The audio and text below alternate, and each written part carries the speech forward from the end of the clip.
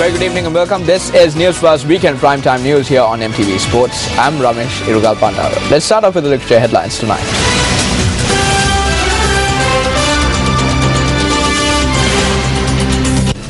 The annual group review of the Capital Maharaja organization held yesterday. News First Shevan Daniel selected as the Executive of the Year at the event. President says that there is an attempt to destabilize the government's program in the political sphere.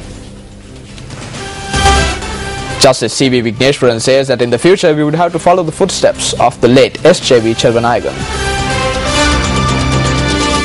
Despite the relief provided to farmers, being limited, officers of the Agriculture Insurance Board utilizes the board funds to celebrate the New Year in Gampola. On to those stories in detail. Now, President Mahinda Rajapaksa said that there is an attempt to destabilize the government's program in the political sphere by creating racism. The President had made this statement when he met with the members of the Sri Lanka Freedom Party Lawyers Association yesterday. Members representing all parts of the country attended this meet yesterday. At the meeting, President Rajapaksa had said that when taking into consideration the work done by the government for the betterment of the people and the development of the country, it is evident that no other government had done so much of work.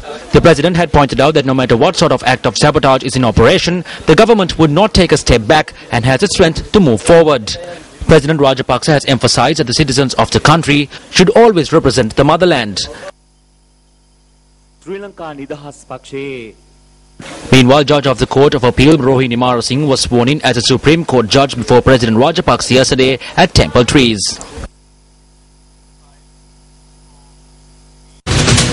Now, the 36th annual group review and the Executive of the Year ceremony of the Capital Maharaja organization was held yesterday at the Stein Studios in Brahmalana. The annual group review of the Capital Maharaja organization for 2012-2013 took place at the Founders Block of the Stein Studios. A number of distinguished guests graced the occasion. Executives of the Capital Maharaja organization, numbering over 980, were also present at the ceremony, which was held under the theme Do It Now.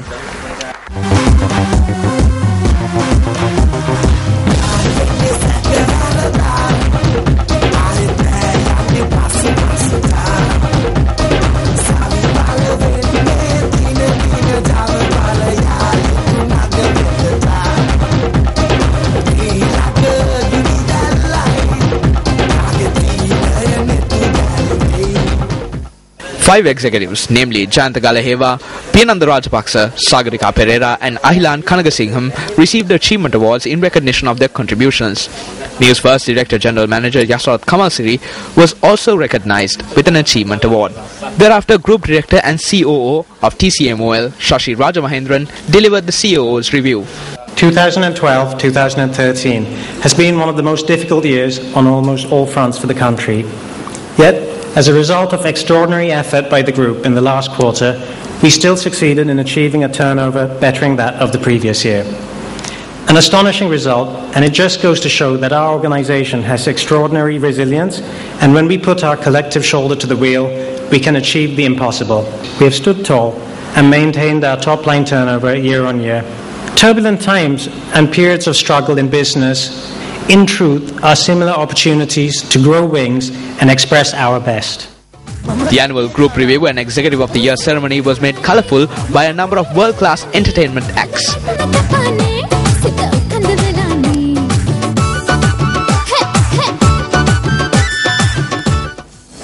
Winners of the acclaimed Sirasa TV program Poddanta Puluwan, twins Sarit and Surit, also performed at the ceremony.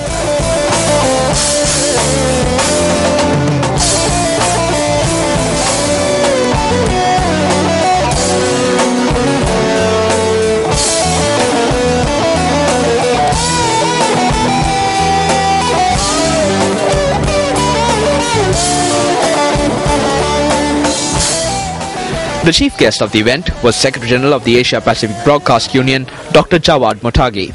The world that we media professionals cover has an estimated 6,000 communities. Such difference naturally leads to a diversity of vision, values, beliefs, and practices. We in media should make all the efforts to create a constant national and international dialogue to increase public awareness, understanding and tolerance. It is clear to me that is the world ethic that we need. A framework of shared values, a sense of our common humanity, within which different traditions can coexist based on mutual respect and with dignity.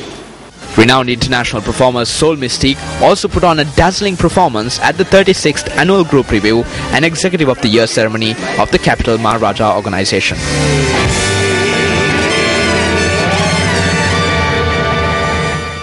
Five individuals were shortlisted this time around for the coveted title of Executive of the Year. Buddhika Senasekara, Shevan Daniel, D.M. Kolonne, Chandana Surya Bandara and Sumit Kumara were the individuals shortlisted for the Executive of the Year. It's important to note that we at the Capital Maharaja organization pride ourselves at being the best at whatever we do in whichever sphere of activity we're either the leaders or the pioneers.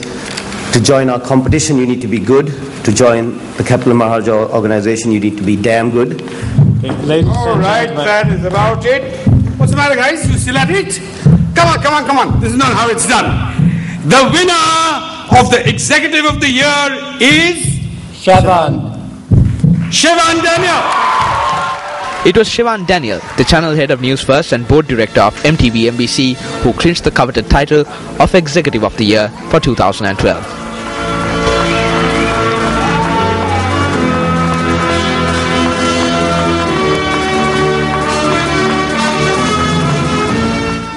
I accept this award with a deep sense of gratitude and great humility.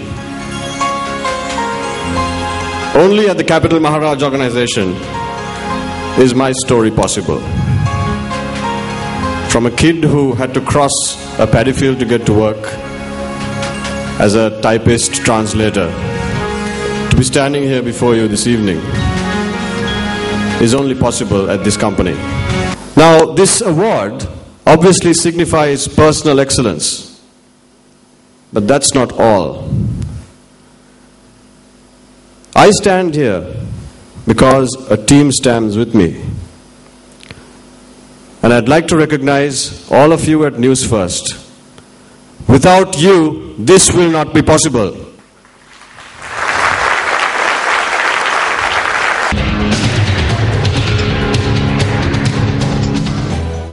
An old Sinhala proverb states that farmers are fit to be crowned as kings once they wash away their mud. However, nowadays, if you look at the lifestyles of the farmers living in farmer settlements, one could realize how helpless they become at times when it comes to social security. The only social security that farmers in the country had to rely on when they became feeble in their elder years has also become almost totally defunct.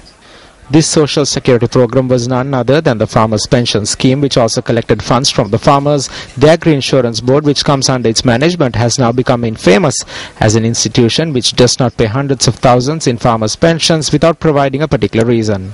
Farmers demanded officials to pay back the money that was collected from them if they are unable to pay the proper farmers' pensions. The response given by officials has been limited to making statements about the creation of a proper farmers' pension scheme. This could be the secret behind why officials continue to allow the Agri Insurance Board to exist. Since officials of the Agri Insurance Board says that they do not have funds to pay the farmers' pensions, then the board could be funded by money pumped in from the treasury.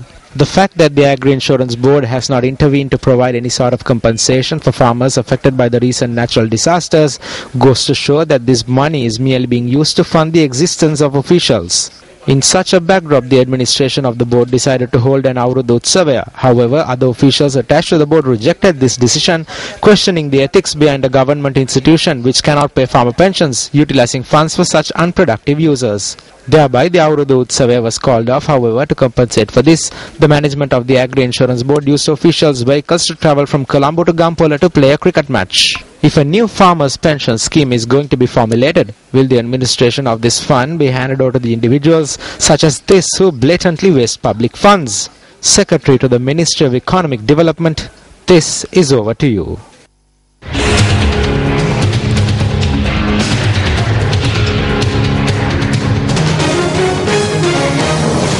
Moving on to our developing story tonight, the National Intellectual Council gathered in Colombo today to engage in a discussion on the electricity tariffs. A number of intellectuals who possess various points of view were present at the event.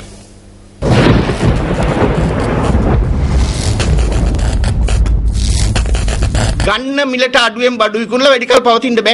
one can survive for long after selling off goods at prices lower than the amount spent on buying. Administrators of loss-making institutions eventually hide behind the common man or the poor people. We know who is incapable. The government institutions charge the required amounts. Then the treasury and the budget provides them with concessions as well. They take loans from banks and grant bonuses. They say here is a reward for your efficiency, which has allowed us to continue running at a loss.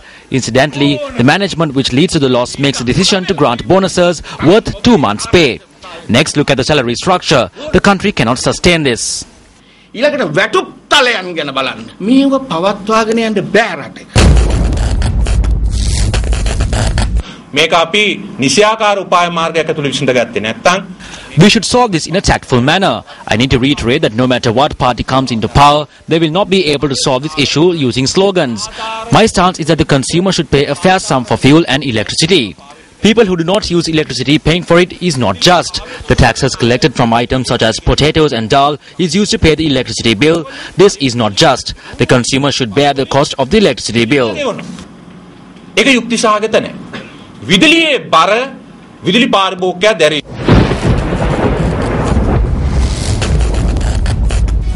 Now, speaking at an event in Bibila yesterday, Minister Vijay Munisoisa expressed these views on the electricity tariffs.